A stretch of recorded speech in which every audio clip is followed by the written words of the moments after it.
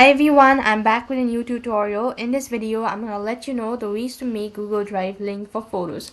So in order to make Google Drive link for photos, you just have to follow this prompt. So first of all, open up a browser and go ahead and open up your photos.google.com. And when you're logged into your account, that's going to take you to this sort of field. So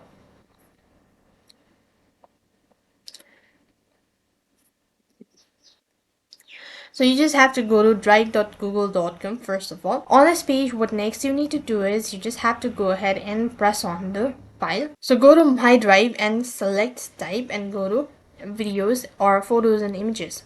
Next thing you'll be able to locate the photo. Now what you can do is you can go ahead and right click on your photo, and when you've actually done that, you can see this icon copy, press on it, and you can see that a link copied, you can see right at the bottom. So what you can do is now you could go ahead and open up any other platform and then type in the link or paste in the link, and you could go ahead and easily access the photo.